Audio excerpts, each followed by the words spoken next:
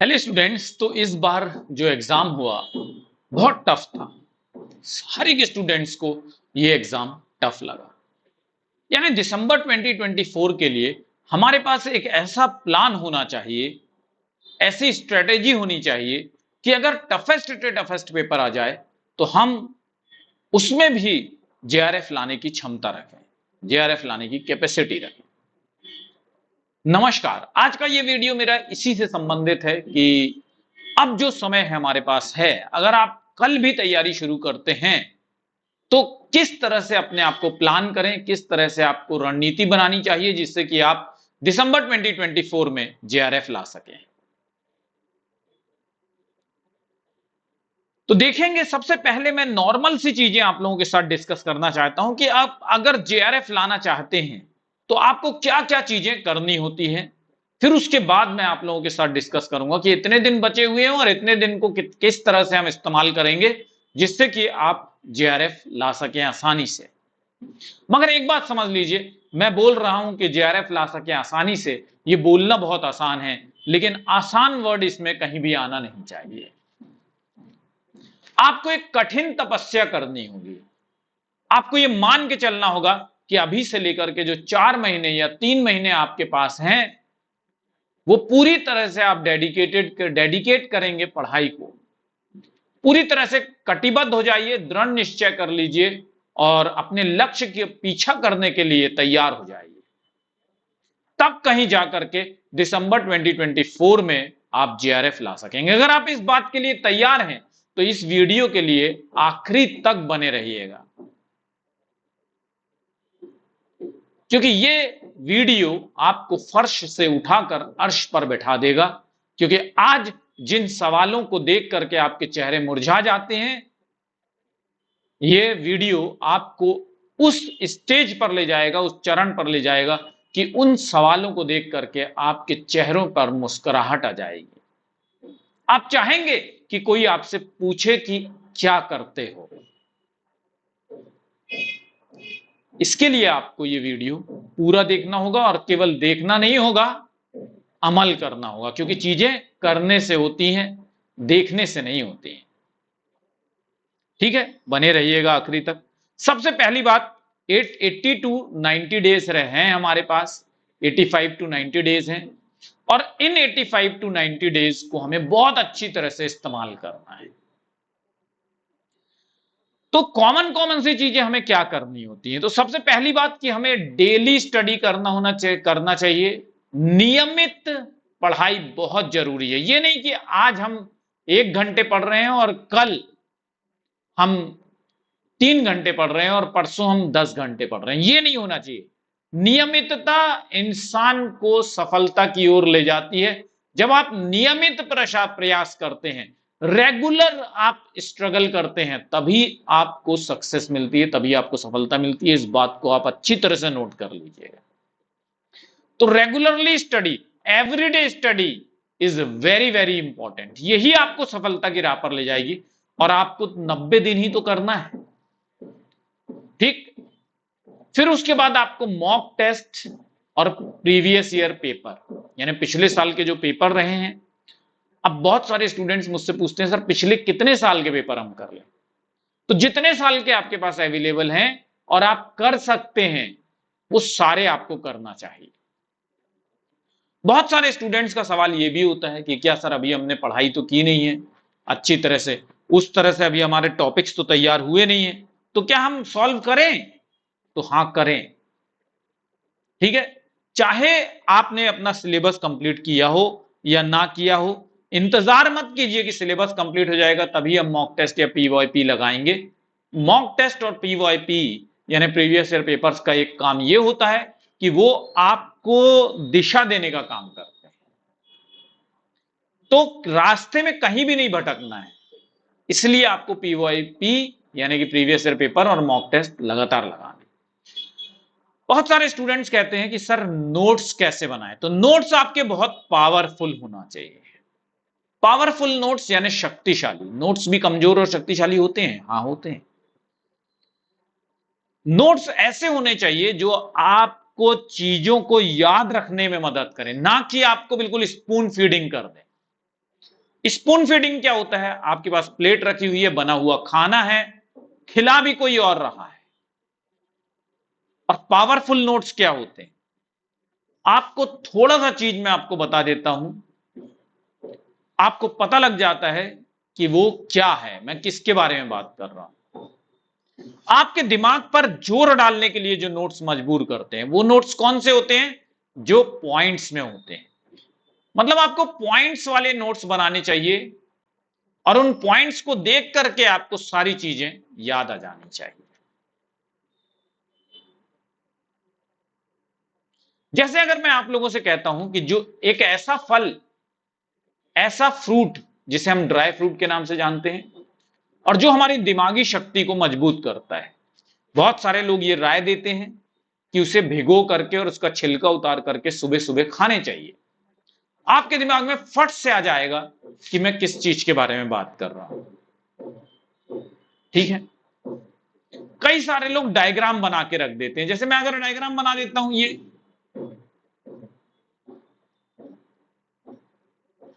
आपको तुरंत पता चल जाता है कि ये क्या है।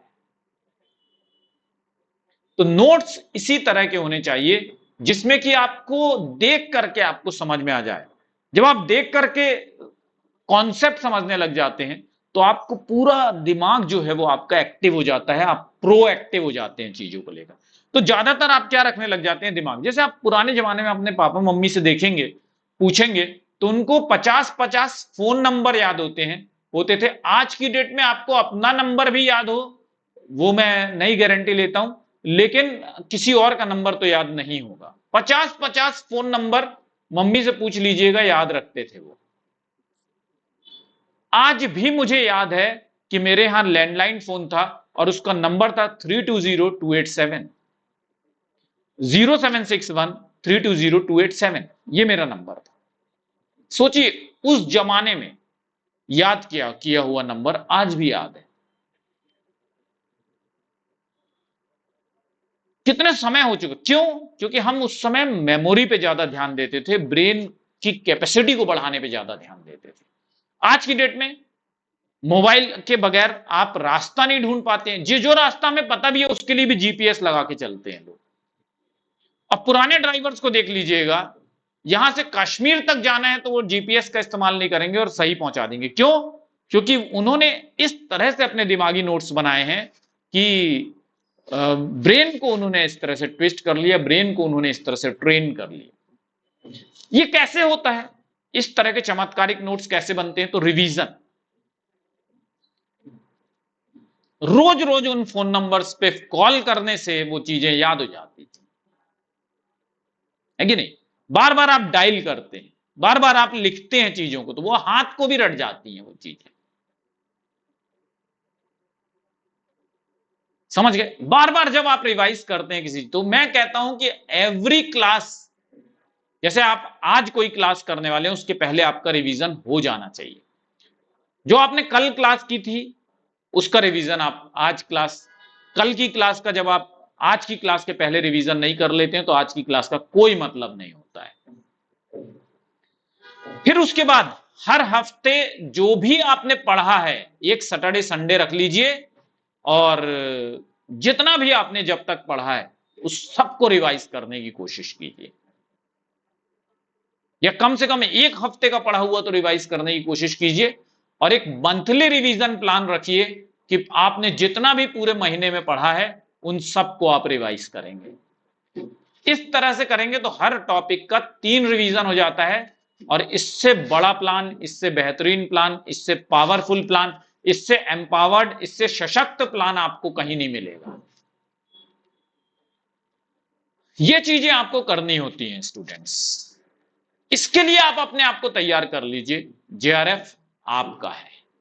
जेआरएफ क्या, दुनिया का कोई भी एग्जाम आप क्वालिफाई कर लेंगे, ये तो जेआरएफ की बात। जिंदगी में भी अगर आपको सफल होना है, अपने जीवन में भी सफल होना है, तो नियमितता रखिए, हर काम को नियमित रूप से करिए और समय के हिसाब से करिए। समय बहुत बलवान है। जब आप किसी चीज को समय से बांध देते हैं तो वो भी बलवान हो जाता है। Time is very powerful and nobody is more powerful than time. And if you tie your self with the time you will become powerful. समय के साथ अपने आप को बांधना सीखिए तो आप भी शक्तिशाली हो जाएंगे। ठीक है, तो मंथली रिवाइज कीजिए। अब आते हैं उस प्लान पे, बिल्कुल एकदम डे के हिसाब से मैं जो आपको प्लान बताने वाला था, ठीक है, उस पर। तो फाउंडेशन बैच मेरा स्टार्ट हो चुका है स्टूडेंट्स, और फाउंडेशन बैच अगर आप करना चाहते हैं, ठीक, तो ये टिकट नीचे देखिए आ रहा है, ये नंबर लिखा हुआ है। अगर आप क्लास ज्वाइन करना चाहते हैं तो बेशक आप ज्वाइन कर सकते हैं। फाउंडेशन बैच चालू हो चुका है। ये मैं आप लोगों को इसलिए बता रहा हूं क्योंकि आगे जो मैं आप लोगों को प्लान बताने वाला हूं उसमें फाउंडेशन बैच का बहुत बड़ी हिस्सेदारी होने वाली है। ये फाउंडेशन बैच आपको जेआरएफ तक पहुंचाएगा। या तो आप फाउंडेशन बैच समझ लीजिए या तो आप सेल्फ स्टडी समझ लीजिए। आप खुद से कर रहे हैं तो सेल्फ स्टडी, और अगर आप हमारा बैच हमारे साथ मिलकर के काम कर रहे हैं तो वो आपके लिए हो जाएगा फाउंडेशन बैच। सेल्फ स्टडी या फाउंडेशन बैच, ठीक है, दोनों में से जो भी आपका मन हो वो आप करिएगा। चलिए अब आते हैं टाइम टेबल के अकॉर्डिंग। तो स्टूडेंट्स एक बात समझ लीजिए, बाय 14th ऑफ अक्टूबर, ये सब टेंटेटिव है।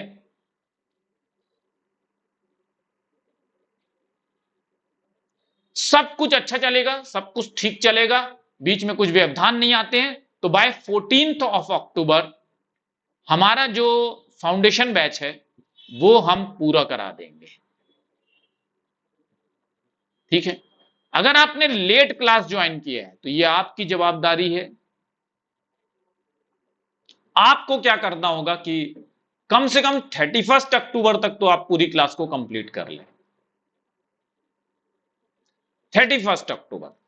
तो अगर आप कल भी क्लास स्टार्ट करने वाले हैं, आज भी क्लास स्टार्ट करने वाले हैं, या जब भी क्लास स्टार्ट करने वाले हैं, तो ये 31 अक्टूबर तक आपका जो कोर्स है वो कवर कर लें आप, और कर सकते हैं, ये कोई बहुत बड़ी डील नहीं है।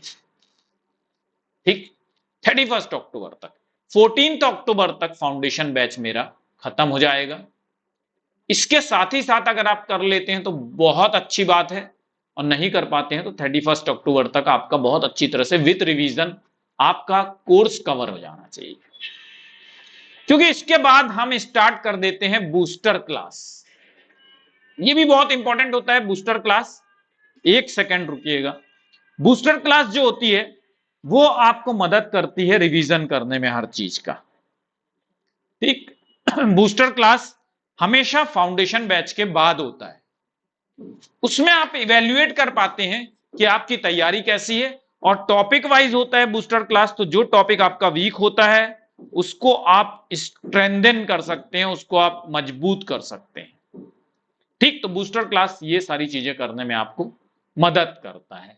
और बूस्टर क्लास कुछ दिन पहले, एग्जाम की जो डेट होती है उसके कुछ दिन पहले तक चलता है। इसमें पूरी चीजें आपकी रिवाइज करा दी जाती हैं, ठीक, एमसीक्यू के फॉर्म में। फिर आपको YouTube वीडियोस जो हैं वो मेरे बहुत मदद करते हैं हर चीज में, क्योंकि उसमें मैं आप लोगों के लिए एग्जाम टाइम पे रिवीजन लाने लगता हूं। तो YouTube वीडियोस जो हैं वो आपको देखने ही देखने चाहिए। आप चाहे किसी भी फैकल्टी को फॉलो कर रहे हैं, उनके YouTube वीडियोस को नजरअंदाज मत कीजिए। ठीक, क्योंकि उस पर एमसीक्यूज होते हैं बहुत सारे। ठीक, चाहे आप कोई भी सब्जेक्ट हो आपका, उसमें आपको YouTube वीडियोस को फॉलो करना है। वो फ्री होते हैं, लेकिन फ्री जो होते हैं इसका मतलब ये नहीं है कि वो इंपॉर्टेंट नहीं है। वो पूरी तरह से इंपॉर्टेंट होते हैं, बहुत रेलिवेंट होते हैं, एग्जाम में आपको जेआरएफ लाने के लिए बहुत मदद करते हैं।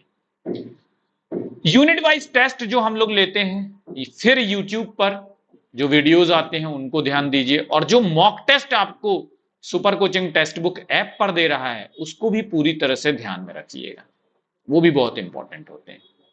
फिर उसके बाद YouTube पर ही हम कॉम्प्रिहेंसिव टेस्ट आप लोगों को कराते हैं। 2-2 3-3 घंटे की क्लासेस चलती हैं।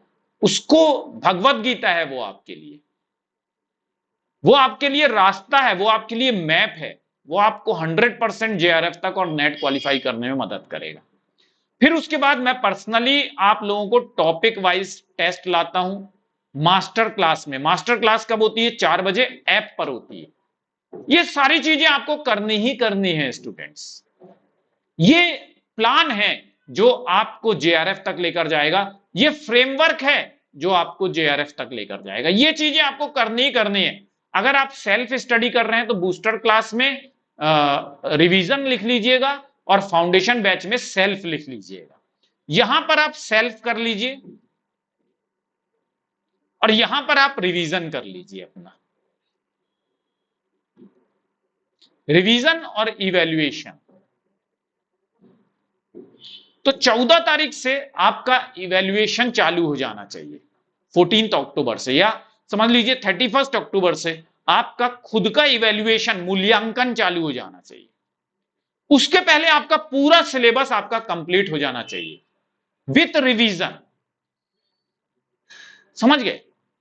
तब आप पूरी तरह से तैयार हो जाते हैं जेआरएफ के लिए। आपको दुनिया का कोई ताकत नहीं रोक सकता है जेआरएफ लाने से। और अगर अभी तक आपने हमारे व्हाट्सएप ग्रुप का हिस्सा नहीं बने हैं और अगर चैनल को सब्सक्राइब नहीं किया है और इस वीडियो को अगर आप शेयर नहीं कर रहे हैं तो फिर कमी रह जाएगी। तो इस ग्रुप को ज्वाइन कर लीजिएगा। व्हाट्सएप ग्रुप के लिए आपको अपना प्लेस और नाम भेजना है 7838517884 पर, और टेलीग्राम ग्रुप पर ये सर्च कर लीजिएगा, ये लिंक दिया हुआ है, आप जरूर से ज्वाइन कर लीजिए, आपको बहुत ज्यादा फायदा होने वाला है। मास्टर क्लास जो है वो 4 बजे होती है और यूट्यूब क्लास जो है वो मेरी वाली सोशियोलॉजी की 11 बजे होती है। बाकी सारे फैकल्टी की अपनी अपनी अलग अलग टाइम पर होती है, तो उसको ध्यान रखिएगा। पेपर 1 आपके लिए बहुत जरूरी हो गया है, बहुत जरूरी हो गया है, बहुत जरूरी हो गया है, बहुत जरूरी है। बिना पेपर 1 के आज की डेट में बहुत मुश्किल है जेआरएफ। पेपर 1 को भी आपको बहुत स्ट्रांग बनाना है, लगातार आपको तैयारी करनी है पेपर 1 के लिए। और मैं समझता हूं कि अगर आप पेपर 1 बहुत अच्छे से कर लेते हैं, थोड़ा सा रास्ता आसान हो जाता है। ठीक, तो जितना आप पेपर 2 को के लिए मेहनत करने की सोचते हैं, आप पेपर 1 के लिए भी वैसी तरह का टाइम टेबल बनाइए और पेपर 1 में भी आप पूरी तरह से इसको फॉलो कीजिए। समझ में आई बात? ठीक है, चलिए। तो मुझे लगता है कि आप लोगों को ये प्लान बहुत पसंद आया होगा और आप लोग इस प्लान को अमल करेंगे और दिसंबर 2024 में मेरे साथ इंटरव्यू देंगे। इसी उम्मीद के साथ मैं आप लोगों को इस वीडियो को शेयर करने के लिए, इस चैनल को सब्सक्राइब करने के लिए बहुत बहुत थैंकफुल कहता हूं। तो जेआरएफ इंटरव्यू में हम लोगों की मुलाकात होगी। Thank you very much students, all the best, bye bye.